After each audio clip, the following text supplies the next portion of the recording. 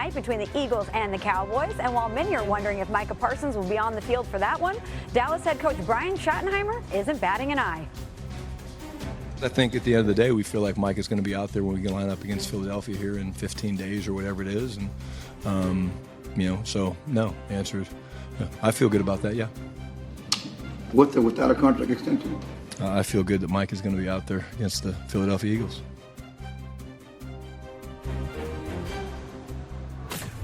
Welcome to the Thursday edition of NFL Live alongside Brooke Pryor. Herm Edwards is going to join us in a second. Adam Schefter is with us now. I'm Michelle Smallman.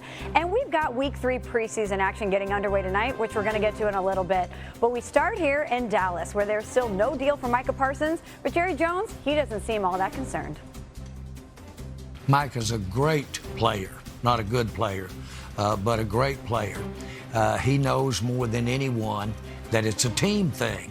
And so I know everybody's tired of hearing this, but you've got to put this puzzle together so that you can have some other people out there playing with Michael. That's the art of the deal. Adam, there's two sides here, Dallas and Micah Parsons, and it seems like the decision makers in Dallas are confident. But has anything changed with Micah Parsons? Nothing has changed. And again, you can't work out a deal unless you're actually discussing a deal. And the Cowboys and Micah have not discussed a deal since late March, early April. We'll see if they can find a way to get together. And look, the start of the season always brings little last-minute events that you might not expect. And that, I think, is the one hat that the Cowboys can hang their hat on. Some reason for optimism that just like CeeDee Lamb came together late last year, just like Dak Prescott came together on the day the season opened last year, maybe there's a way the same can happen for Micah Parsons. But it certainly doesn't feel that way, and it feels a lot different than last year, and Micah feels different than CeeDee Lamb and Dak Prescott. But we'll see if anything happens. I heard Brian Schottenheimer say he believes that Micah will play. I think there are two factors to keep in mind. Number one, Micah Parsons still hasn't practiced this summer due to the tightness in his back. His back has to feel okay for him to play. And number two, that contract hangs out there. And there's no sign that that's going to be getting done anytime soon. We'll see if anything changes here in the next 2 weeks. And Brooke, Adam's right. This one does feel a little different. What do you think about this situation now just 2 weeks out from the opener? Well, I think the time for the Cowboys to try to get what sounds like Jerry's asking Micah to take, hey, let's take one for the team. Let's do a team-friendly deal. Take a discount for us is what I'm hearing when he says that.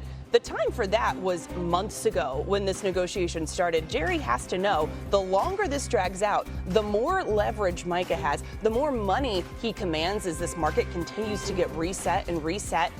When I look at this and I hear Adam say nothing has changed, the difference in Dak's deal getting done right before the season, CD's deal getting done right before the season, is that Jerry was comfortable paying those guys top dollar. It sounds like he is not comfortable or does not want to do that with Micah. So if he's not, then I don't know that the start of the season is going to change much. Well, Jerry was prepared to pay Micah top dollar, and he felt that there was a deal, an agreement in place.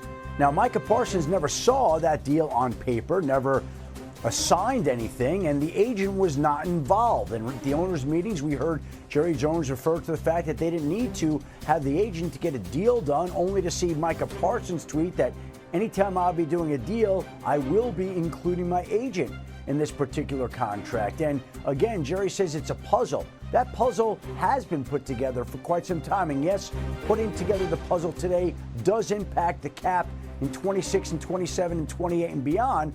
But everybody knows what the math would look like on a Micah Parsons deal. He's going to be the highest paid non-quarterback in NFL history. It's not difficult to figure out. Either you do it or you don't. And not only are they not doing it, but they haven't even talked about doing it in months.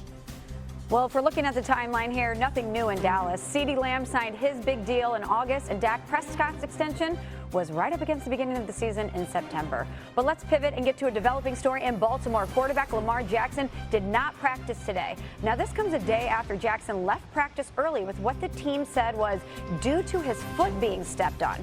Here's his head coach, John Harbaugh, moments ago. Yeah, he got his foot stepped on, like we said yesterday. I think Chad had mentioned that. They did a quick x-ray, and there's no damage or anything like that. I'm sure it's a little sore today, so we just kept him in, but he's fine. He's going to be good. It was a big relief, yeah. I told the guys, I said, prayers do get answered, because I was praying. And God came through. So, but he's good. Adam, what more can you share with us about Lamar Jackson's status? It sounds like it was a little bit scarier than the Ravens let on, because they did take x-rays. They did say there were no signs of any broken bones or any issues. And John Harbaugh admitted that his prayers were answered. So if it was anything that was nothing, he wouldn't have to pray that Lamar Jackson's x-rays would turn out the way that he did. He didn't practice today, second straight day. And look, they don't have to have Lamar Jackson out there right now. They need him out there for the start of the regular season. So I would imagine they'll give that foot a couple of weeks to heal. It certainly sounds like the test came back as well as they could have hoped, but they're going to be smart with Lamar Jackson, and they're not going to stick him out there any sooner than he has to be. Adam, you're right. They do need him out there for the regular season. The Ravens are just 4-9 without Lamar Jackson since he became the starter in 2019. Let's stick with quarterbacks in the AFC North. The Browns named veteran Joe Flacco as their starter earlier this week over rookies Dillon Gabriel and Shedeur Sanders. Those two have both dealt with injuries in camp. And moments ago, head coach Kevin Stefanski gave us an update on their plan for the final preseason game on Saturday. Joe will start the game, Dillon will play second, Shedeur will play third. We want those guys to go out there and get us in the correct plays, run the offense, spread the ball around, all those things, but nothing out of the ordinary, nothing that we don't ask them to do out here on the practice field. Whenever it's time for me to get out there and play, I'm going to play. Whenever it's time for the lights to come on, I'm going to do my thing. I'm not concerned about when it is. I'm not concerned about, how many reps I'm getting at this point is what it is, because I know when the lights come on, when everything go on, when the pressure's on, you know who I am, and I'm always be that way. Let's welcome in Coach Herm Edwards. And Herm, what do you think about those comments from Shedeur Sanders? Well, that surprised me. I've known him since he's a little guy, since a little kid. I was coaching the Under Armour game, and Dion was one of the assistant coaches. So he has a lot of confidence, similar to what the confidence his father had.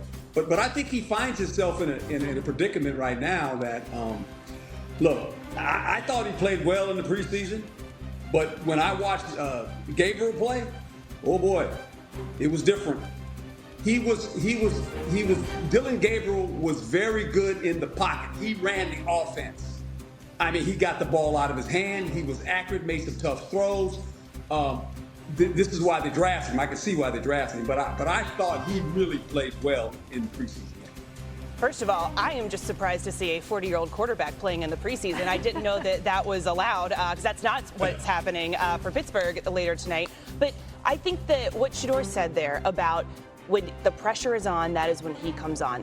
Lucky for him, this is a lot of pressure. Yes, it is just a preseason game. No, he's not competing for the starting job, but there's still a competition going, and that's for that number 2 guy. Who's going to get the reps behind Joe Flacco in practice? That is so incredibly important. Who is going to be the guy that is just a play away? And I saw when I was in Pittsburgh a couple years ago and Mitch Trubisky started and Kenny Pickett was right there. Kenny didn't have any kind of chemistry with the first team offense because he hadn't been getting those reps. Now, I think that it's a similar situation that you want to make sure these guys are getting chemistry with everyone so that when they are thrown in, it's a more seamless transition. I like Shedeur. I think that he has a higher ceiling and Gabriel has a higher floor, but that's what the preseason's for. Let's figure it out. Well, this is all what this last preseason game is about, and to see if there's any way that it provides the Browns any insight. Most teams don't keep 4. I don't know if Coach Edwards has ever kept 4 quarterbacks on a roster. I'd be curious to hear that, but I think the Browns view quarterbacks as currency, and unless they make some kind of trade here dealing one of them away, which certainly could always happen, I would think they're poised to carry 4 quarterbacks next week, and these quarterbacks in the preseason finale will be vying for who gets second spot on the depth chart. And a reminder, no team has used more starting quarterbacks than the Browns since their return to the NFL in